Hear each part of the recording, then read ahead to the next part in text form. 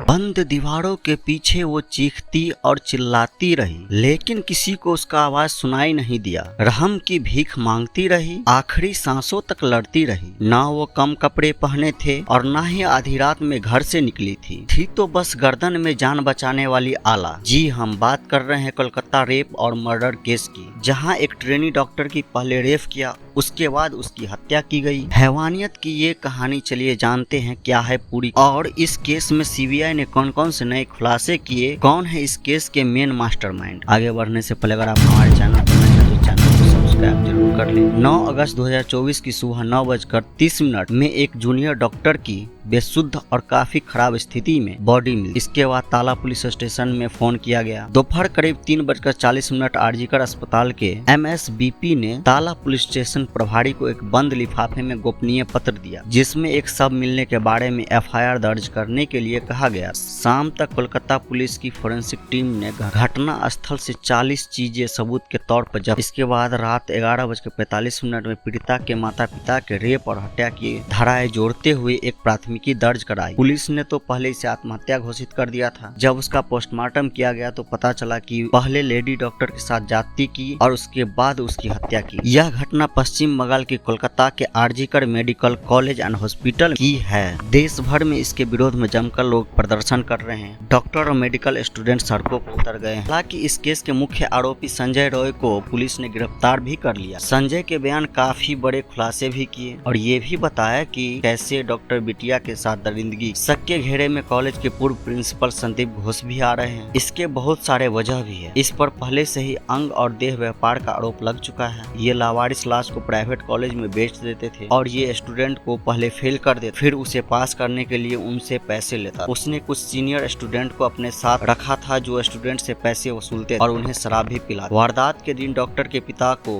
एक फोन जाता है जिसमें बताया जाता है कि उसकी बेटी ने आत्महत्या कर ली, जबकि कोई भी उसकी स्थिति देखते ही बता देता कि उसकी हत्या हुई। लेकिन उनके पिता को फोन किया गया कि उसकी बेटी ने आत्महत्या। वारदात के बाद सेमिनार हॉल में एक भीड़ जो सेमिनार हॉल में तोड़फोड़ कर, तब आप कहां? ये तोड़फोड़ हो सकता है कि सबूत को मिटाने के लिए किया गया हो। घटना के 11 घंटे बाद रिपोर्ट दर्ज किया गया और घटना स्थल की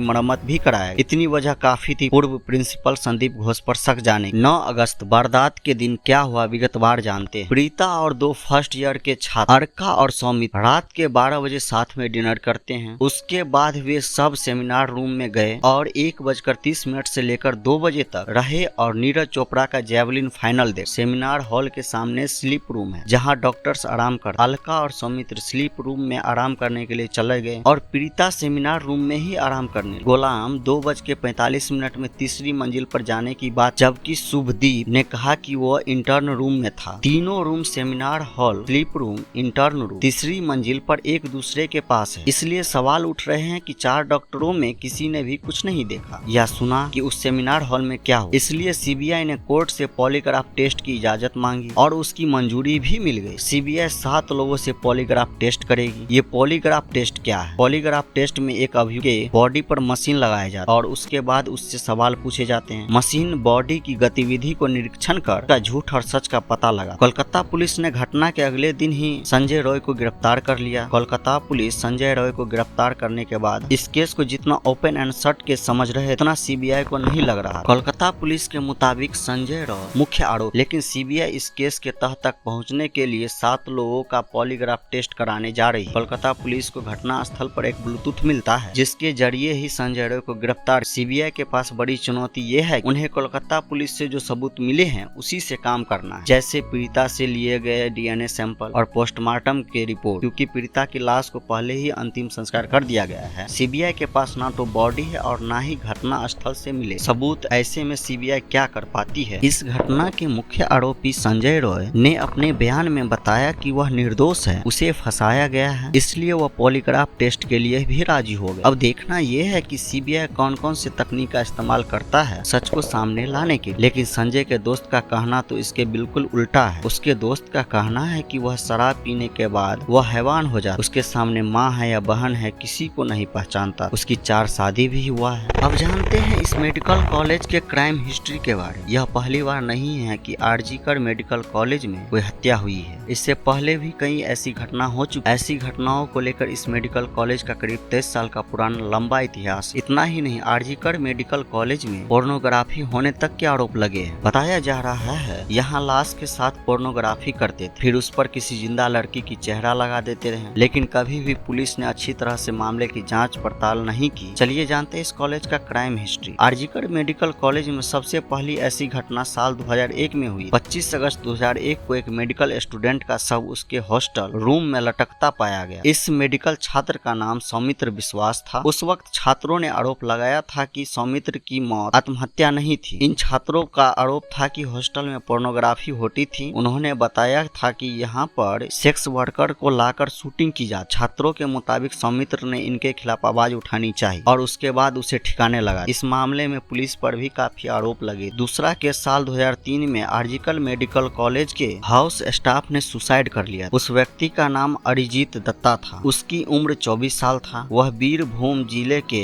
बामनपुरा सूरी का रहने वाला था। अरिजीत ने छत से नीचे कूदकर जान दी। वह कूदने से पहले हाथ की नस 2 बार काटी। उस वक्त भी कुछ छात्रों ने अरिजीत के सुसाइड को 2001 सौमित्र की हत्या के साथ जोड़ा, लेकिन छानबीन उस स्तर पर नहीं हुई। पुलिस ने बताया कि छत से कूदने के बाद से तत्काल इमरजेंसी ले गया, जहां आधी रात को उसकी मौत। तीसरी के साल 2016 में आरजीकर मेडिकल कॉलेज के 54 वर्षीय प्रोफेसर की सड़ी गली लाश उनके किराए के घर से बरामद हुई। प्रोफेसर डॉक्टर गौतम पाल मेडिकल कॉलेज के यूनिट नंबर 6 के डिपार्टमेंट हेड डॉक्टर गौतम कुछ दिनों से कॉलेज नहीं आ रहे। एक दिन पड़ोसियों ने डॉक्टर गौतम पाल के घर से बहुत ज्यादा बदबू आने की शिकायत। इसके बाद पुलिस ने मौके पर पहुंचकर दरवाजा तोड़ा तो डॉक्टर गौतम पाल का शव कमरे के फर्श पर पड़ा हुआ और चेहरे पर कुछ निशान। चौथा के साल 2020 में आरजीकर मेडिकल कॉलेज में एक महिला ट्रेनी डॉक्टर ने सुसाइड कर 25 साल की पलामी साहा ने इमरजेंसी बिल्डिंग की छत से छलांग लगा दी। उसे तत्काल इमरजेंसी में ले जाया गया, लेकिन उसकी जान नहीं बचाई जा सकी। पुलिस ने कहा कि महिला डॉक्टर पिछले कुछ दिनों से डिप्रेशन से गुजर रही थी। इसी के चलते उसने छत से कूदकर अपनी जान दे दी। हालांकि पुलिस को कोई भी सुसाइड नोट नहीं मिला। पांचवा के साल 2023 में भी एक मौत हुई। 23 साल के इंटर्न डॉक्टर सुवरोजीत का शव उनके घर में पाया गया। इसकी मौत की वजह दवाओं की ओवरडोज बताया गया। पुलिस ने इस मामले में जांच के बाद बताया कि वह करीब 1.5 साल से डिप्रेशन के शिकार और उनका इलाज भी चल रहा। और अब 2024 में जूनियर डॉक्टर का रेप और हत्या हो गया। अब देखना यह है कि सीबीआई इस केस को सॉल्व कर पाएगी। क्या सीबीआई डॉक्टर बेटी को इंसाफ दिला पाएगी, या फिर पिछले केस की तरह ही ये भी केस फाइलों में ही दब के रह जाएगी। इस घटना को सुनाने का उद्देश्य किसी का दिल दुखाना नहीं, किसी को परेशान करना नहीं, बल्कि आपको जागरूक करना है, आपको सचेत करना है। इस घटना के बारे में आपकी क्या राय है जरूर बताएं। और वीडियो को यहाँ तक देखने के लिए दिल से धन्यवाद। और चैनल पर नए हैं तो चैनल को सब्सक्राइब जरूर करें।